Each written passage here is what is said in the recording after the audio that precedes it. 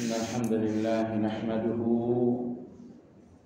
ونستعينه ونستغفره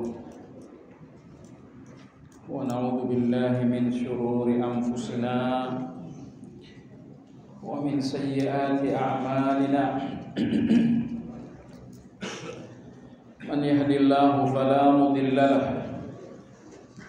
ومن يضلل فلا هادي له وأشهد أن لا إله إلا الله وحده لا شريك له وأشهد أن محمدا عبده ورسوله لا نبي بعده اللهم صل وسلم على محمد وعلى آله وأصحابه ومن اهتدى بهديه إلى يوم الدين يا أيها الذين آمنوا اتقوا الله حق تقاته ولا تموتن إلا وأنتم مسلمون. Kaum muslimin wal muslimat rahimakumullah. Kajian Madarijus Salikin pagi hari ini insyaallah melanjutkan pembahasan tentang sifat-sifat orang munafik di buku pada halaman 517 An-Nisa ayat 63. Kalau di rangkuman di halaman 14 paling bawah. Imam Ibnu Qayyim rahimahullah mengatakan hati mereka tercengkeram syubhat dan keraguan. Syubhat itu artinya samar. Ada dua jenis ketersamaran. Pertama, tersamarnya kebenaran sehingga seolah-olah kebatilan. Nomor dua adalah tersamarnya kebatilan sehingga seolah-olah kebenaran. Ini dua-duanya dinamakan dengan syubhat.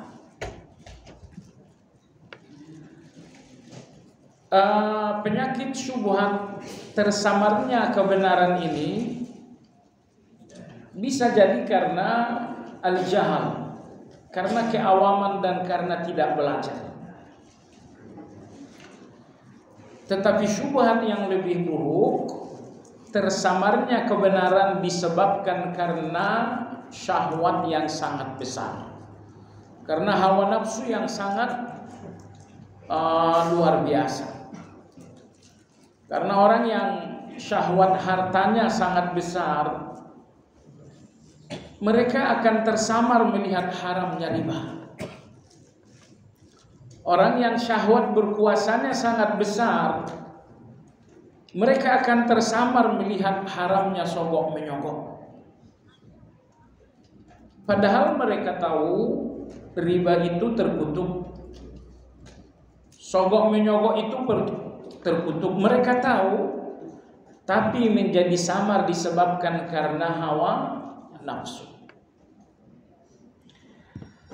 Baiklah, jadi orang-orang munafik hati mereka dalam kekuasaan syubhat. Tidak ada ilmu yang membuat kebenaran nyata dan terang dalam hati mereka. Nomor dua, tidak ada wara yang membuat hawa nafsu mereka menjadi lemah sehingga kebenaran itu menjadi sebagian ulama kita, ini ditulis oleh Imam Ibnu Hibban, belum mengatakan seseorang yang memiliki dua sifat tidak akan pernah tertipu di dunia. Sifat pertama adalah ilmu, sifat yang kedua adalah wara. Sifat yang pertama adalah ilmu, sifat yang kedua adalah wara. Baiklah jamaah sekalian, orang yang memiliki dua sifat ini, mereka nggak akan tertipu dengan apapun, nggak tertipu dengan dunia, nggak tertipu dengan segala hal-hal yang menipu. Pertama dengan ilmu, karena ilmu itu menampakkan segalanya apa adanya. Ilmu menampakkan kebenaran apa adanya kebenaran itu. Ilmu menampakkan kebatilan apa adanya kebatilan tersebut. Lalu nomor dua adalah sikap wara. Sikap wara artinya menghindari apapun yang tidak jelas. Tidak jelas boleh tidak bolehnya, atau tidak jelas manfaat dan bahayanya. Nah, ini dua level ya. Tidak jelas boleh atau tidak boleh. Atau nomor dua, tidak jelas manfaat dan ruginya. Misalnya saya omongan saya ini boleh, ya, tapi manfaat dan ruginya, untung dan ruginya jelas enggak? Ya enggak jelas. Maka menghindari segala yang kategori tidak jelas itu dinamakan dengan syubhat. Itu dinamakan dengan wara.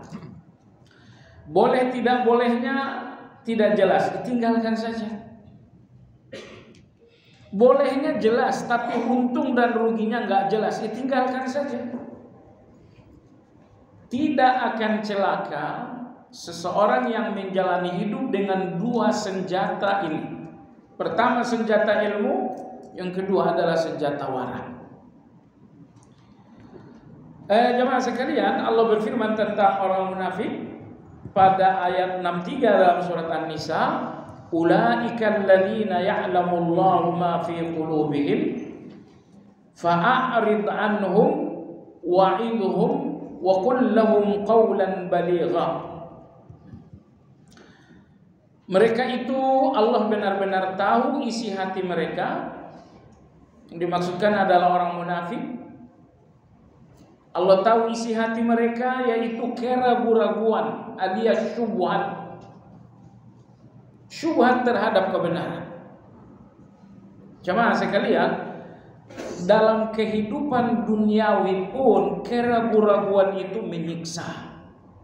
Itu dalam kehidupan duniawi. Anda akan menentukan calon menantu, jadi atau tidak dilamar. Keraguan-raguan ini menyiksa. Ini akad transaksi jual beli, jadi apa enggak? Anda ragu-ragu, itu menyiksa. Jadi keraguan-raguan dalam hal duniawi menggelincirkan, apalagi keraguan-raguan dalam hal ukhrawi. Ingat jamaah sekalian, fondasi beragama adalah yakin. Fondasi beragama adalah yakin. Dan yakin ini yang gak pernah dimiliki orang munafik.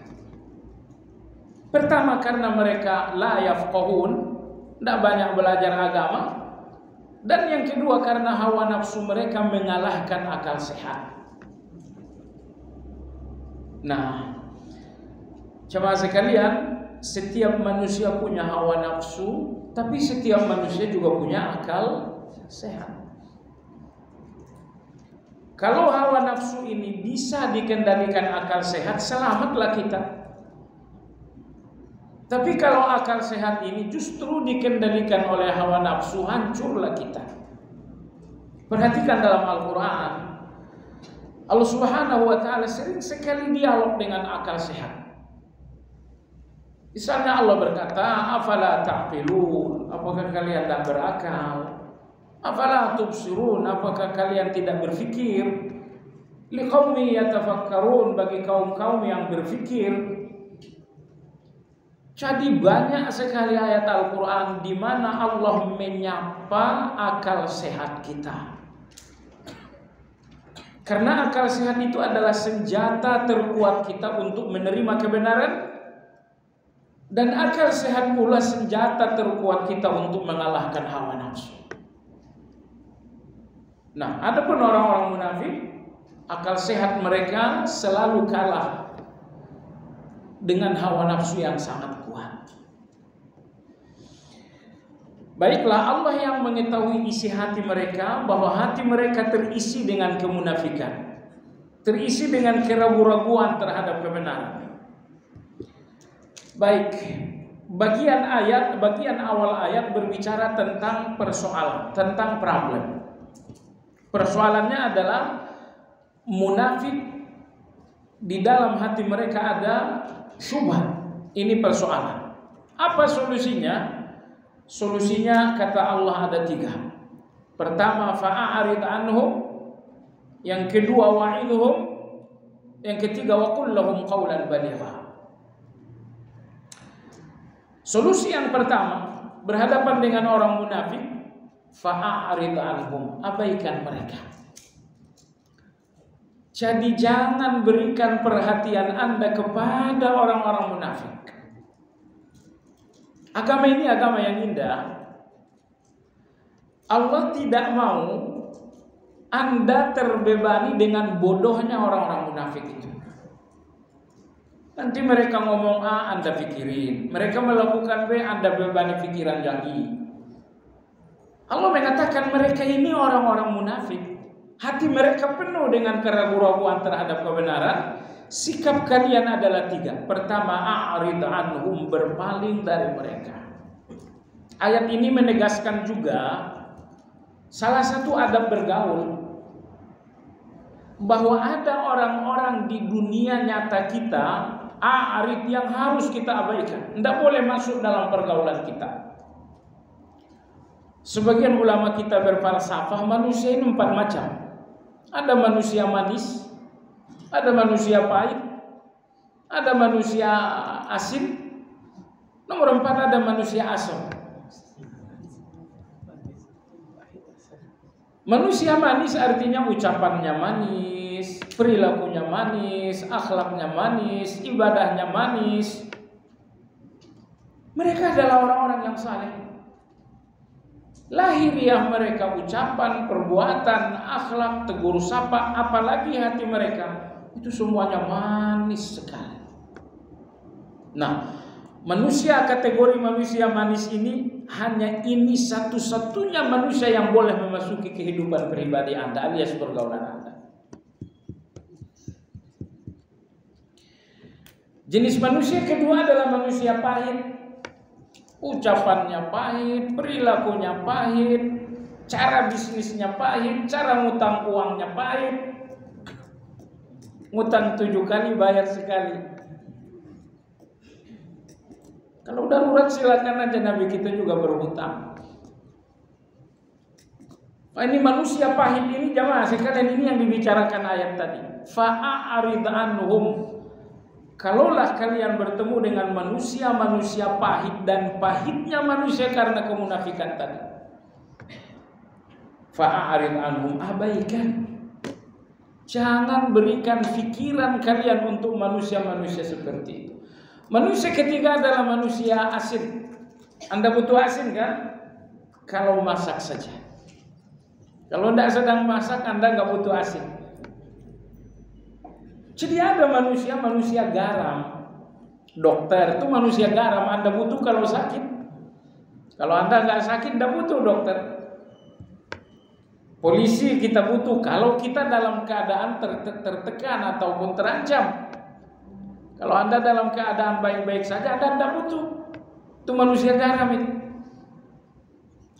Nomor 4 adalah manusia asam. Manusia secara umum dinamakan manusia asam. Cicipi sedikit kalau kebanyakan sakit perut.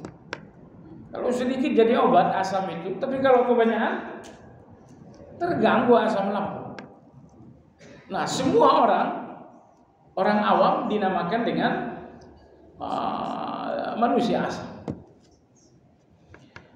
Ibnu Muqaffa rahimahullah dalam kitab Al-Adabus Shaghir, beliau membagi manusia ke dalam beberapa kategori. Pertama, teman. Yang kedua, kenalan. Yang ketiga, orang umum. Yang keempat, musuh. Kata Imam Ibnu Muqaffa, kalau dia seorang teman, berikan ia nyawa dan harta. Karena kalau dia adalah teman, dia adalah Anda adalah dia. La yu'minu ahadukum hatta yuhibba li akhihi ma yuhibbu li nafsi. Dan Anda tidak dinamakan teman kalau Anda nggak bisa memberikan harta dan nyawa Anda untuk teman Anda. Baik, kalau dia seorang kenalan, Anda kenal, jadi bukan orang awam, Anda kenal, maka berikan dia pertolongan. Kalau dia orang awam, orang umum, berikan dia kegembiraan. Kalau dia musuh, berikan dia keadilan. Semua orang punya hak yang berbeda. Kalau ini seorang teman, akan saya berikan harta dan nyawa. Kalau ini hanya sekedar kenalan, akan saya berikan ia pertolongan dan kehadiran. Kapan ia butuh, saya datang. Saya berikan ia pertolongan, saya berikan ia kehadiran. Tapi kalau ini cuma orang umum saja, saya berikan ia kegembiraan. Tapi kalau ini musuh, saya berikan ia keadilan. Begitu kata Ibnul Muqaffah. Ibnul Muqaffah ini sebenarnya bukan ulama. Aslinya dia beragama Majusi. Kemudian masuk Islam. Dan sangat cerdas sekali. Di samping sangat cerdas, dia punya kemampuan berbicara yang sangat luar biasa. Maka ada dua buku beliau yang sangat inspiratif sekali. Ya, pertama Al-Adabus Shaghir, yang kedua Al-Adabul Kabir. Salah satu nasihat beliau adalah yang tadi. Baiklah jemaah sekalian yang saya hormati, jadi kalau Anda berhadapan dengan munafik, manusia-manusia pahit, solusi pertama Anda kata Allah fa'aridhum, abaikan mereka. Abaikan artinya jauhi. Jangan pernah mendekati orang-orang pahit, orang-orang jahat. Jangan dekat dengan mereka. Jangan dekat dengan mereka dalam hal kerjasama bisnis.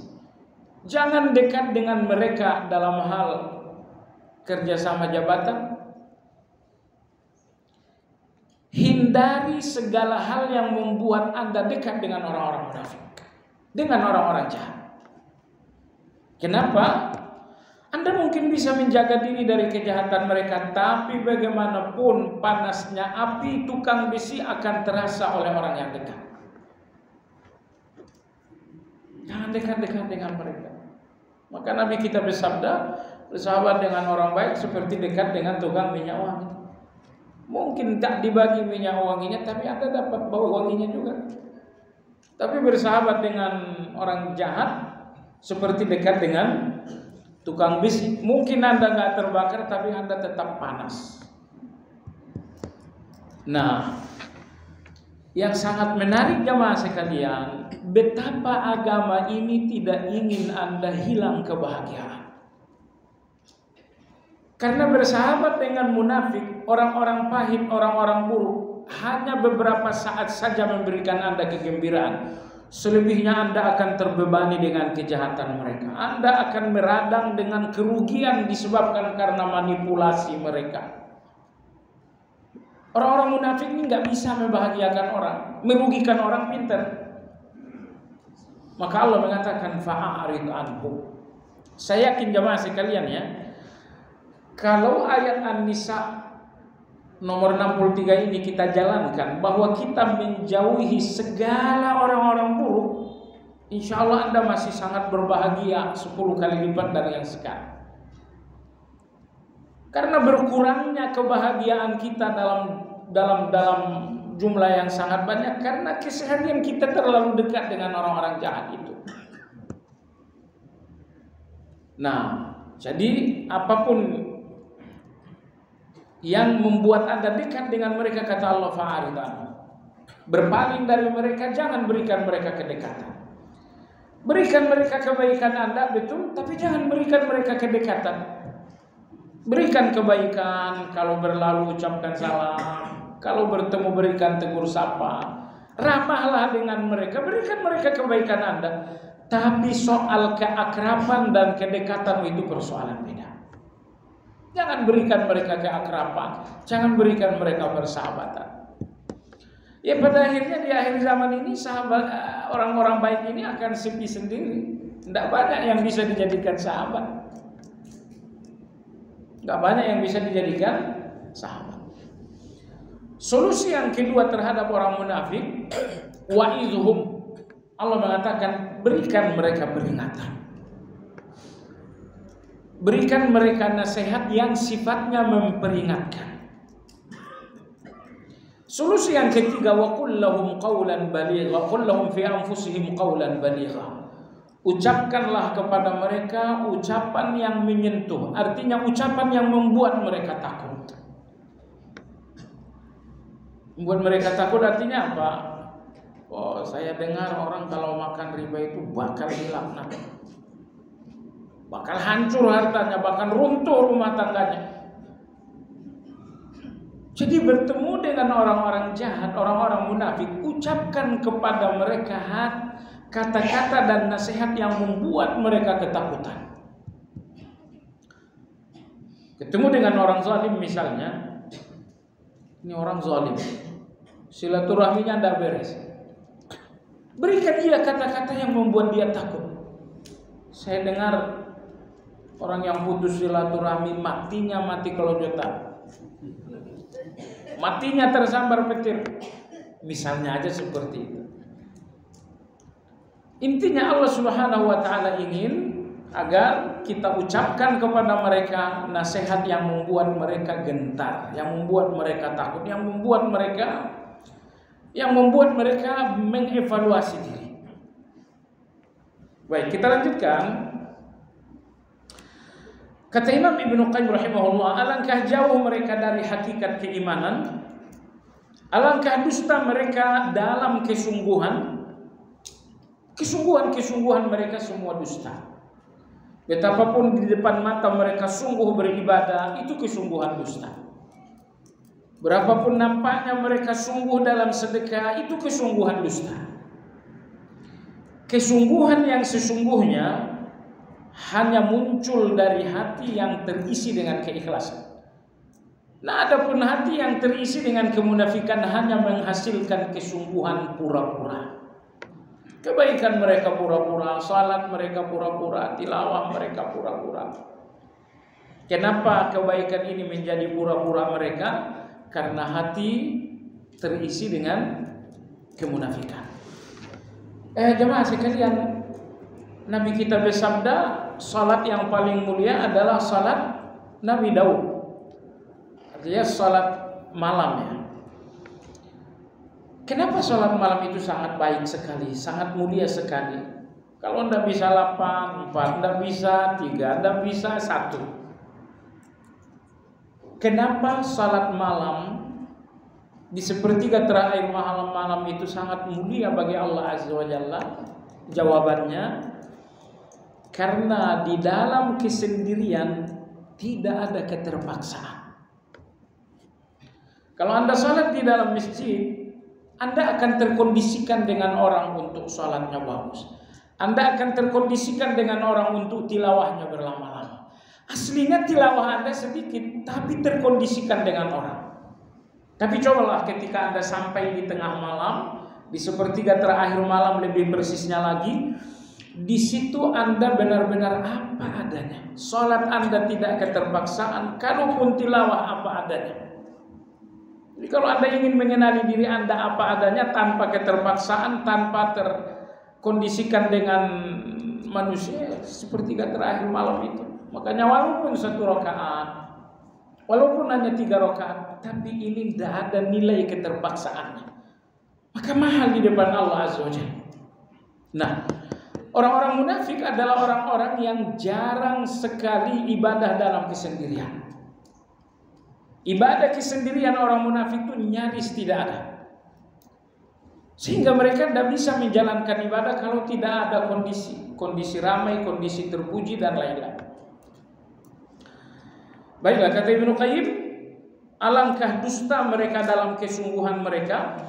Mereka sangat jauh dari komitmen mengikuti Nabi Shallallahu Alaihi Wasallam. Mengikuti Nabi itu bukan agenda bukan agendanya orang munafik.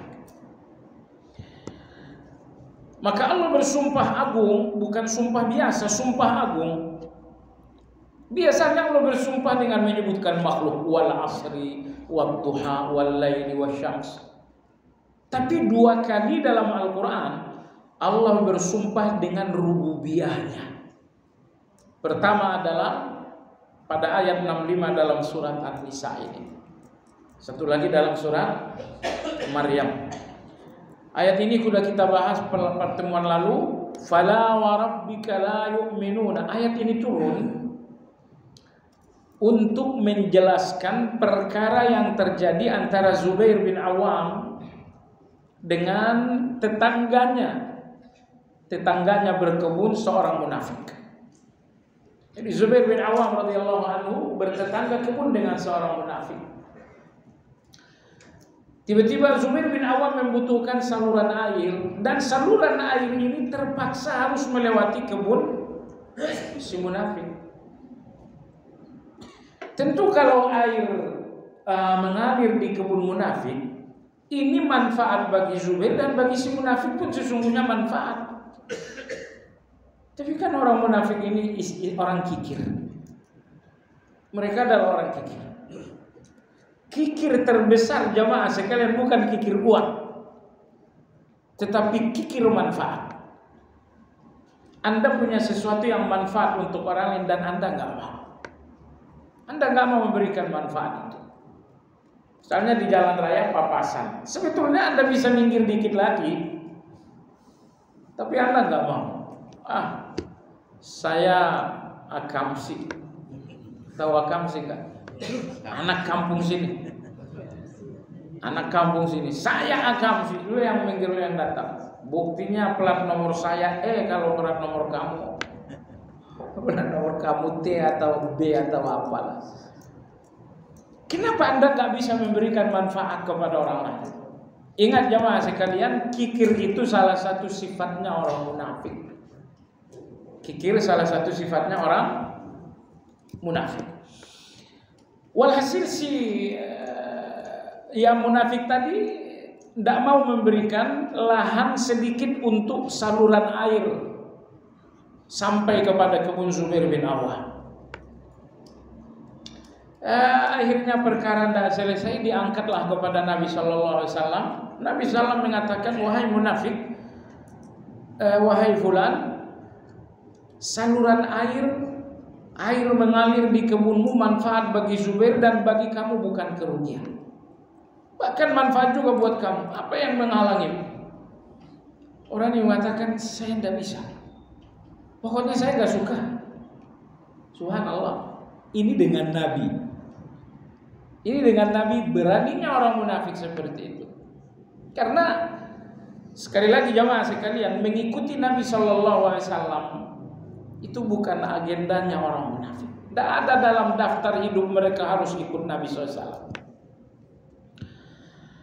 Nah baiklah jemaah sekalian, walhasil turunlah ayat ini mengatakan, fala wa rabbika la yu'minun. Demi Rabbmu Allah Tabaraka wa Ta'ala, orang mereka ini tidak beriman. Hatta yuhakkimuka fima syajara bainahum. Sampai mereka menjadikanmu pemutus perkara di kalangan mereka. Saya ingin ayat ini kita renungkan jamaah sekalian. Hidup yang kita jalani setiap hari ini menuntut banyak keputusan-keputusan. Keputusan A, keputusan B, keputusan C. Tidak satu pun hari berlalu melainkan Anda harus memutuskan banyak hal. Tapi ingat jamaah sekalian, setelah Allah berikan kita agama ini, kita nggak akan memutuskan perkara apapun kecuali dengan agama ini. Sepintar-pintarnya Anda, kepintaran urutan nomor 2 dulu lah. Nah, saya pernah sampaikan di kajian ini, memutuskan satu persoalan modal perasaan pasti salah. Pasti. Kebenaran itu nggak pernah terletak dalam perasaan. Nomor 2, memutuskan persoalan dengan akal sehat hanya setengah kebenaran. Tapi kalau Anda memutuskan persoalan dengan agama, itulah kebenaran yang sesungguhnya. Jadi di antara bukti kita menghargai agama ini, kita mencintai agama ini, jangan satu pun keputusan hidup melainkan Anda putuskan menggunakan agama. Putuskan menggunakan agama. Saya sedang konflik dengan seseorang. Oh, di sini ada kecamuk rasa benci, rasa marah, rasa dendam. Kalau perasaan itulah yang menjadi acuan Anda untuk mengambil satu keputusan, 100% salah. Ingat jemaah sekalian, pekan lalu kita udah bahas, di antara penghalang besar kita menjalankan agama ini adalah perasaan. Nabi Ibrahim alaihissalam digelari oleh Allah Khalilullah, cintanya Allah. Setelah dia mengorbankan perasaan yang bernama cinta, dia cinta Ismail, itu rasa, itu perasaan, itulah yang dia korbankan. Lalu Allah mengatakan, Ibrahim, kau korbankan perasaanmu. Mengorbankan anak itu kecil, tapi bahwa mengorbankan perasaan, akhirnya Allah mengatakan Nabi Ibrahim adalah Khalilullah. Baiklah, kata Allah, mereka orang-orang munafik ini tidaklah beriman sampai mereka melakukan 3 hal. Pertama, yuhaqqimuka fima syajara bainahum. Mereka menjadikan Muhammad sebagai hakim yang memutuskan segala persoalan. Nabi kita udah gak ada, tetapi ajaran beliau, Al-Quran dan hadis ada di tangan kita. Jadi kalau persoalan-persoalan hidup tidak diputuskan dengan agama yang kita yakini, itu salah satu tanda kemunafikan. Syarat yang kedua, tsumma la yajidu fi anfusihim harajan mimma qadait. Agar Anda beriman, pertama putuskan persoalan hidup Anda dengan agama. Nomor 2, apapun putusan agama tentang persoalan Anda, la yajidu fi anfusihim harajan. Jangan sampai Anda berat hati menerima keputusan agama. Bagian waris perempuan 1 bagian, itu keputusan agama kan? Oh iya. Kalau Anda orang beriman, jangan sampai berkeberatan dengan keputusan Allah. Keputusan Allah ini merugikan saya, mungkin merugikan Anda, tapi di situ berkah buat Anda. Anda mau banyak atau mau berkah? Semua kita ingin berkah, jemaah sekalian. Punya uang 5 miliar, begitu beli makanan jadi kanker, begitu jadi beli mobil tabrakan, beli rumah kebakaran. Apa gunanya buat Anda? Banyak tapi malah petaka. Tapi kalau sedikit berkah, dimakan jadi sehat, beli kendaraan selamat, beli rumah isinya sakinah. Itu kalau berkah. Nomor 3, wa yusallimu taslima. Keputusan agama itu jalankan penuh dengan kepasrahan. Penuh kepasrahan artinya ndak usah diotak-atik, ndak usah dikritik, nggak usah dikritik. Kalau ini keputusan agama kok kayaknya nggak cocok dengan zaman. Keputusan agama ini kok kayaknya ndak update lagi dengan modern. Jangan mengkritisi agama ini dengan logika yang dangkal. Baik jemaah sekalian, inilah syarat agar kita bisa menyempurnakan iman. 3 syarat. Pertama, jadikan agama ini sebagai keputusan hidup. Nomor 2, apapun keputusan agama jalankan tanpa rasa berat. Nomor 3, keputusan agama itu jalankan dengan pasrah. Pasrah dalam arti jangan dikritik lagi dengan alasan, dengan logika. Ya, kita lanjut. Jadi perhatikan tadi orang munafik ya. Nabi saja mereka tentang.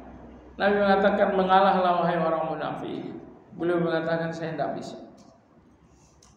Walaupun akhirnya munafik ini dipaksa ya, tapi betapa sulitnya orang munafik berbagi manfaat. Jemaah sekalian, ayat 68 dalam surat Al-Furqan, Allah menyebutkan 3 dosa di situ. Alladzina la yad'una ma'allahi ilahan akhar Wala yaqtuluna an-nafsa allati harramallahu illa bil haqq wala yazunun. Orang-orang yang bergelar ibadur rahman itu la yad'una ma'allahi ilahan akhar. Mereka tidak syirik. Wala yaqtuluna an-nafsa. Mereka tidak membunuh alias mereka tidak dikuasai emosi. Wala yaznun. Mereka tidak berzina. Artinya mereka tidak dikuasai syahwat. Terhubung ayat ini Imam Ibnu Qayyim mengatakan semua dosa berpangkal pada 3. Pertama, ketergantungan kepada selain Allah. Nomor 2, emosi. Nomor 3, syahwat. Nah, munafik ini penyakit mereka nomor 1 tadi. Sebenarnya semua ya, mereka terjerat dengan semua penyakit ini. Penyakit pertama adalah ketergantungan kepada selain Allah. Ini ketergantungan kepada selain Allah mungkin kita semua juga terjerat. Jamaah sekalian, agama kita ini sangat halus, sangat definitif. Bedakan antara kebutuhan dengan ketergantungan. Saya butuh uang, iya, tapi jangan sampai naik level menjadi ketergantungan. Saya butuh pekerjaan, iya, silakan bekerja. Pastikan pekerjaan itu hanya dalam status kebutuhan. Jangan sampai naik level menjadi ketergantungan. Karena apapun yang menjadi ketergantungan, segala hubungan yang sifatnya ketergantungan bukan hubungan butuh, itu pasti akan menjadi pintu dosa. Makanan, nasi, itu kebutuhan kita. Dan agar tidak jadi ketergantungan, datanglah agama mengatakan puasa kalian Senin Kamis. Agama mengatakan puasa kalian puasa Arafah. Puasa kalian puasa Daud. Puasa kalian puasa Ramadan. Kenapa? Karena makanan ini kebutuhan yang gak boleh berubah menjadi ketergantungan. Supaya hubungan Anda dengan makanan hubungan butuh, bukan hubungan ketergantungan, maka Anda diwajibkan berpuasa Ramadan. Anda dianjurkan melakukan puasa sunnah. Begitu juga dengan uang. Hubungan Anda dengan uang cukup sekedar hubungan kebutuhan, bukan hubungan ketergantungan. Hubungan Anda dengan pekerjaan cukup hubungan butuh, bukan hubungan ketergantungan. Kalau Anda bertanya, bagaimana batas butuh dan tergantung? Batasnya jamaah sekalian adalah cinta dan benci kawan dan lawan.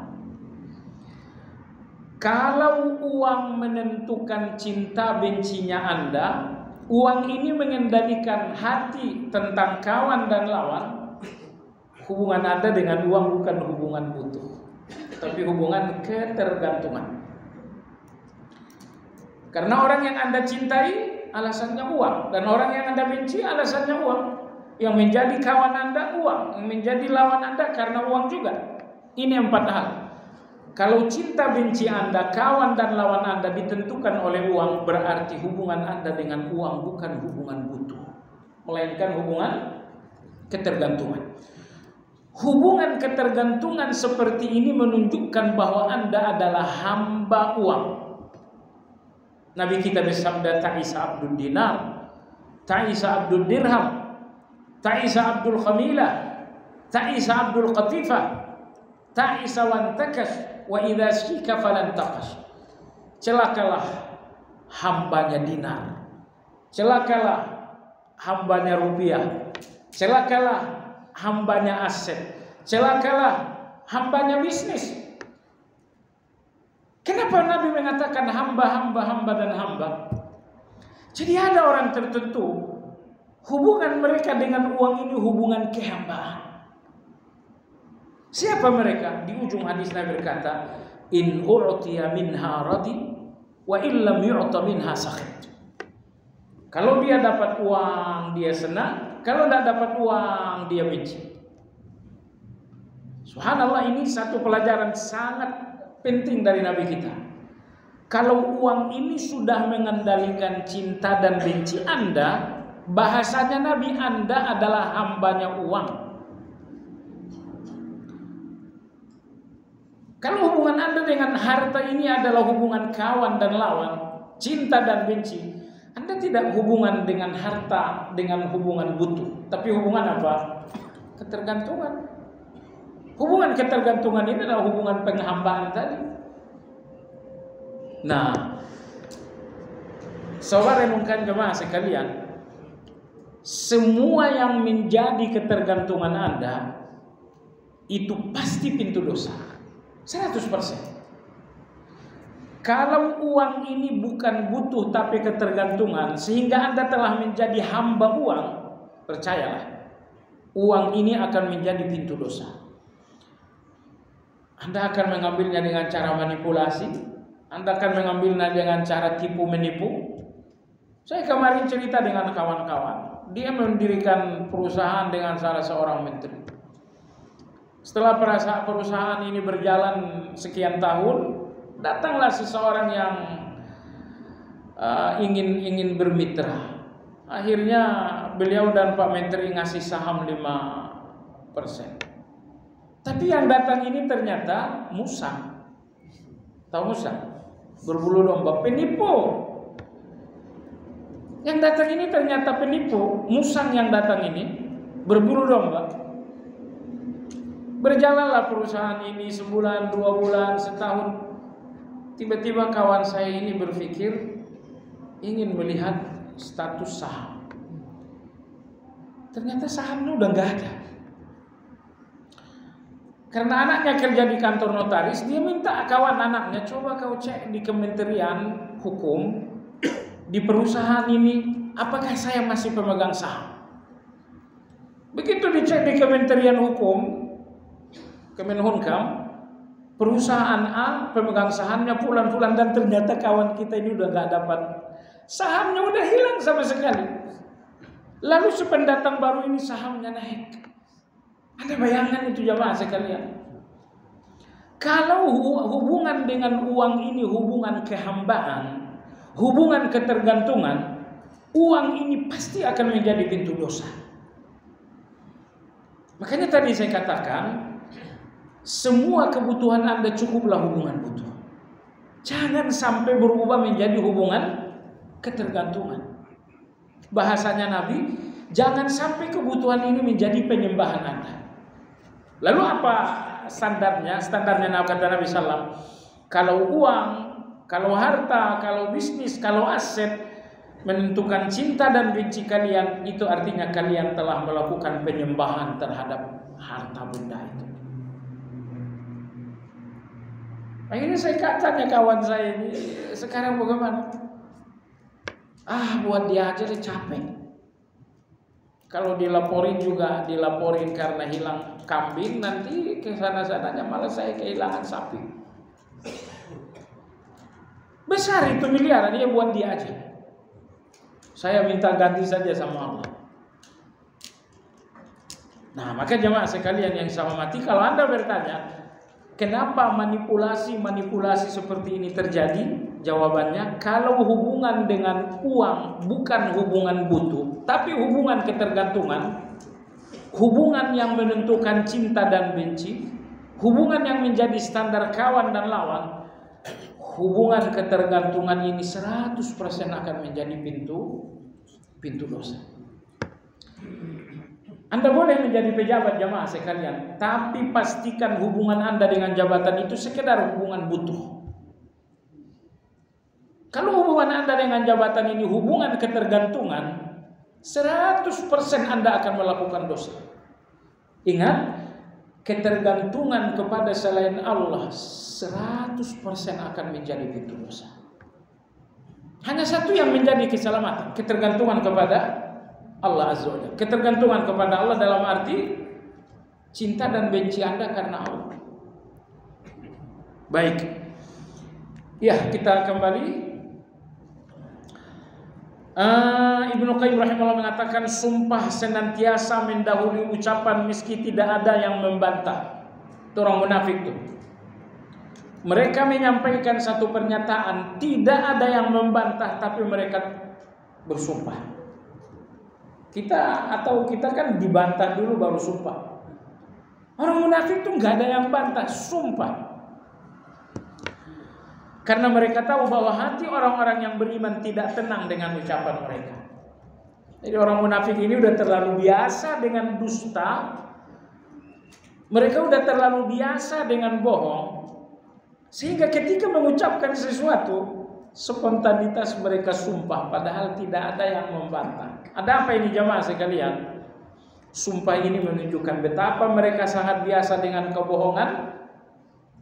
Sehingga tanpa dusta mereka tak tahu, ucapan mereka tidak akan berbobot, ucapan mereka nggak akan diterima. Baiklah, ayat 2 dalam surat Al-Munafiqun, Allah berfirman, ittakhadhu aymanahum junnatan fasaddu an sabilillah. Innahum sa'a ma kanu ya'malun. Mereka menjadikan sumpah-sumpah mereka sebagai perisai, sebagai penutup. Penutup apa? Penutup dusta. Bagaimana cara menutupin dusta ini? Bagaimana cara menutupi kebohongan ini? Mereka gunakan nama Allah. Allahu Akbar. Dusta ini dosa besar. Tapi dosa besar ini supaya tidak ketahuan, mereka tutupi dengan namanya Allah. Jadi sehingga mereka telah mengumpulkan dua dosa besar. Pertama, bohongnya adalah dosa besar.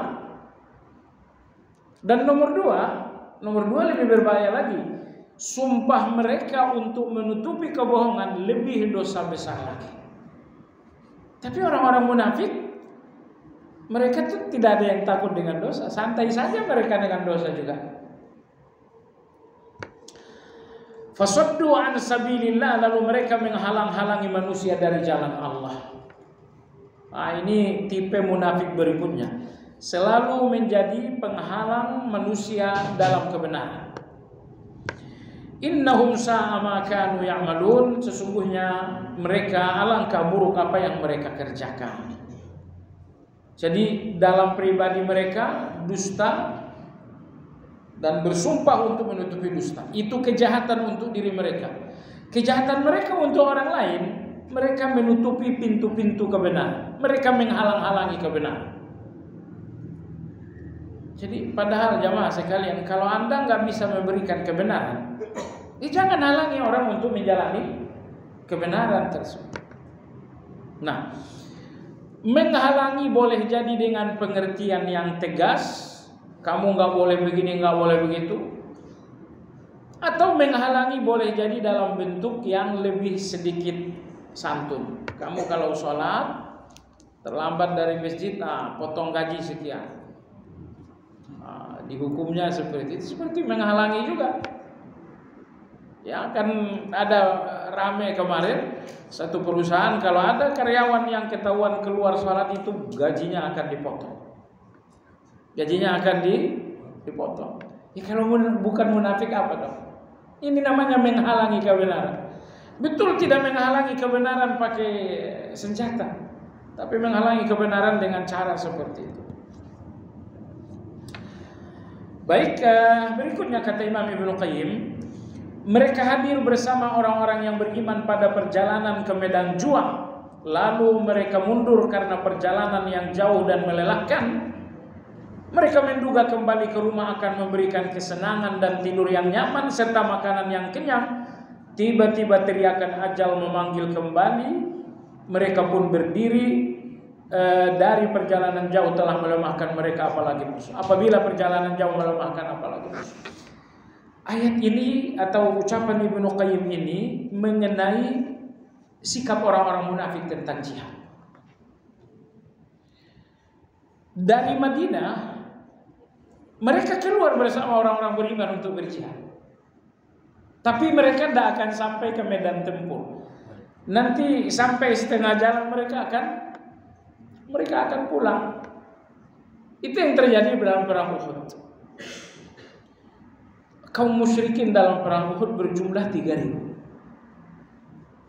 Sahabat berjumlah 1.000. Ada orang beriman, ada orang munafik. Berangkatlah orang-orang beriman ini dari Medina menuju Uhud, menempuh perjalanan 4 km. Di tengah perjalanan, gembong munafik Abdullah bin Ubay melakukan provokasi. Akhirnya sepertiga pasukan pulang. 300 pasukan pulang, sehingga yang tersisa dalam perang Uhud 700 lawan 3000. Ini sifat orang munafik. Begitupun peperangan yang lebih dahsyat lagi adalah perang Tabuk. Terjadi perang Tabuk, pecahlah orang munafik menjadi 3 golongan. Golongan pertama, golongan yang membangun alasan dusta kepada Nabi agar dapat izin. Ya Rasulullah, dengar-dengar wanita-wanita Tabuk itu cakap-cakap. Kita lemah iman ini nanti terfitnah, baguslah kita tidak usah ikut. Dari kapan mereka berpikir seperti itu? Intinya datanglah 80 orang munafik dengan alasan-alasan dusta agar diizinkan tidak ikut perang. Akhirnya kelompok pertama, kelompok gak ikut perang, bukan karena uzur tapi karena dusta. Kelompok munafik yang kedua adalah mereka yang melakukan percobaan pembunuhan terhadap Nabi SAW. Mereka berjumlah 12 orang. Sewaktu Nabi melewati tebing yang sangat terjal, ketika itu Nabi bersama Hudzaifah radhiyallahu anhu dan bersama Abu Hurairah kalau nggak salah. Tiba-tiba Nabi alaihissalam mendengarkan pasukan yang sangat banyak. Ternyata 12 orang munafik semuanya memakai penutup wajah. Ke-12 orang ini telah berencana berjalan memacu kuda secepat-cepatnya sampai Nabi nanti terjatuh. Mengingat jalan ini adalah jalan tebing terjal. Mereka memacu kuda secepat-cepatnya dengan harapan, dengan perkiraan nanti Muhammad ini jatuh. Ternyata mereka baru saja memacu kuda, Nabi SAW sadar. Maka Nabi SAW berteriak dan mereka akhirnya gagal. Lalu kemudian munafik yang ketiga adalah munafik yang membersamai kaum muslimin berperang tapi membuat kekacauan. Mereka ikut berperang sampai ke Tabuk, mereka ikut tapi bikin kekacauan di tengah sahabat. Jadi inilah 3 kelompok munafik sewaktu terjadi perang Tabuk tersebut. Ada yang gak ikut dengan alasan dusta, ada yang ikut dengan rencana ingin membunuh Nabi, ada yang ikut tetapi kemudian membuat kekacauan di tengah para sahabat. Maka di sini Ibnu Qayyim rahimahullah mengatakan, mereka hadir bersama orang-orang yang beriman pada perjalanan ke medan juang, lalu mereka mundur karena perjalanan yang jauh dan melelahkan. Tadi ayatnya kita baca dalam salat subuh. Sayangnya nggak dengar jelas. Saya malam ini tidak bisa tidur. Sabtu kemarin juga tidak bisa tidur. Sedetik pun tidak bisa tidur. Saya nggak tahu kenapa. Kalau Anda ada obat bisa tidur, kasih saya.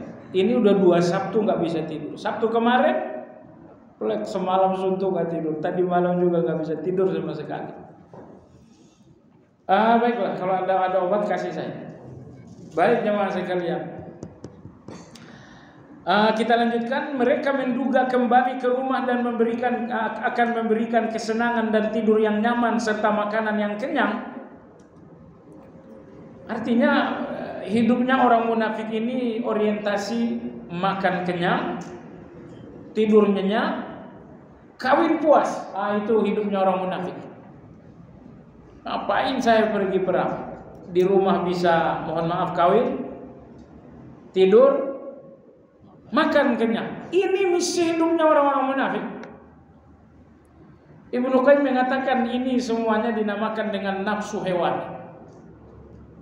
Karena Anda lihat hewan, hidupnya hewan cuma ini semuanya.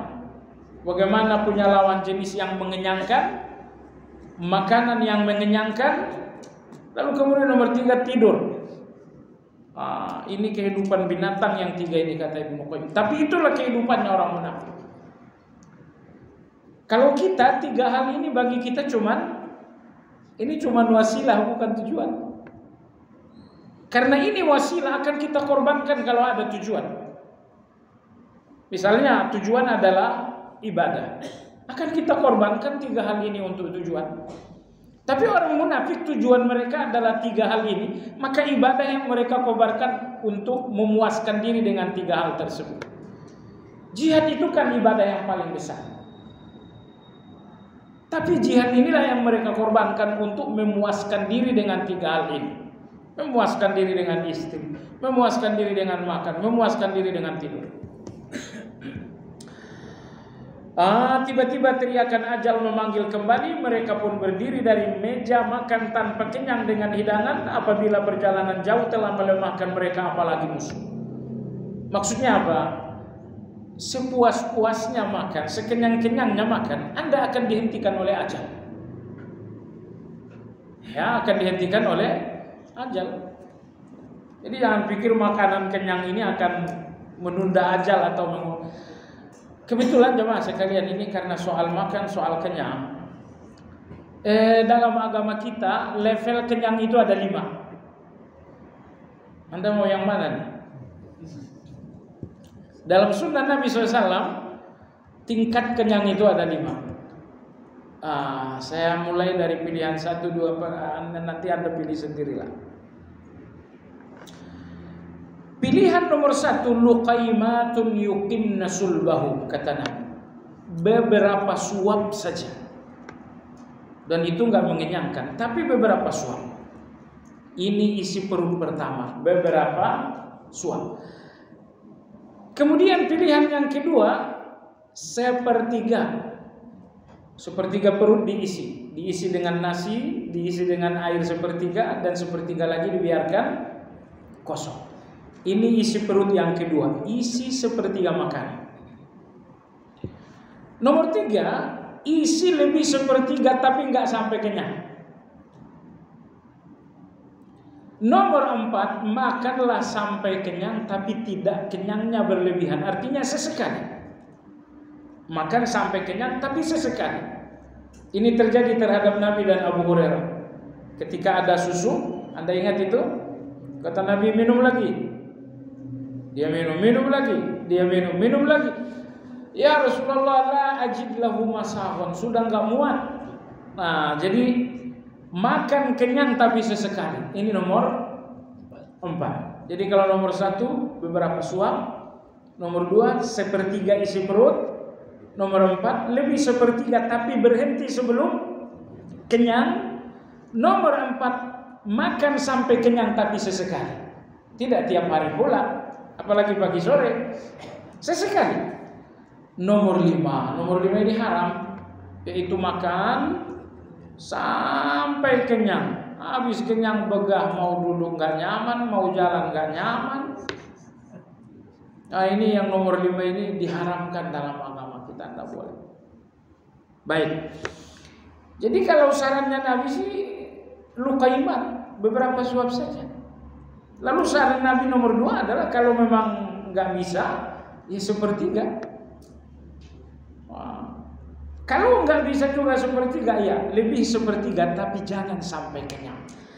Ini 3 hal inilah yang hukumnya sunnah. Nomor 4 ini hukumnya bukan sunnah, tapi boleh. Sekedar boleh, nggak sunnah. Tapi nomor 5 ini hukumnya tercela, hukumnya haram. Kenapa? Karena dia pasti membahayakan jemaah sekalian. Baik. Apabila perjalanan jauh telah melemahkan mereka, apalagi musuh. Dari Mekah ke Tabuk itu kan jauh sekali. Sekarang bahkan ada penerbangan ke Tabuk. Ya. Subhanallah itu ya. Kan orang-orang umroh ini nyari wisata juga. Di sana ada wisata namanya Al-Ula. Saya sih belum pernah ke sana. Tapi orang-orang barat ke sana, mereka mandi buka aurat bla bla bla. Auzubillah.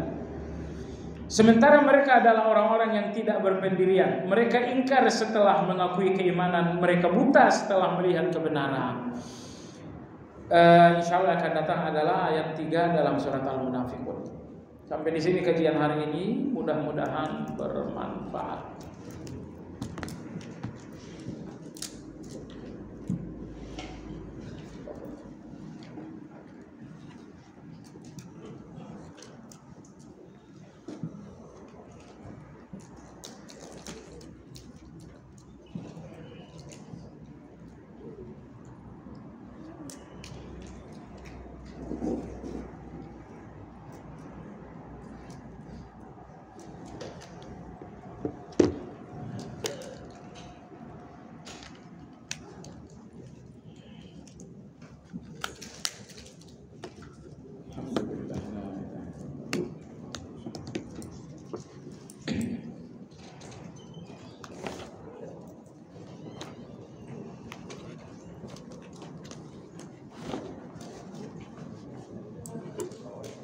Ya, ada pertanyaan? Dipersilakan. Nampaknya nggak ada.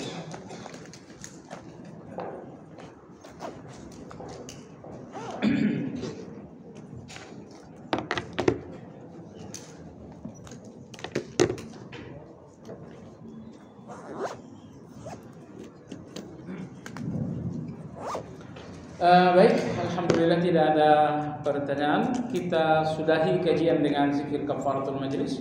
Subhanakallahumma wa bihamdika asyhadu an la ilaha illa anta astaghfiruka wa atubu ilaik. Walhamdulillahirabbil alamin. Assalamualaikum warahmatullahi wabarakatuh.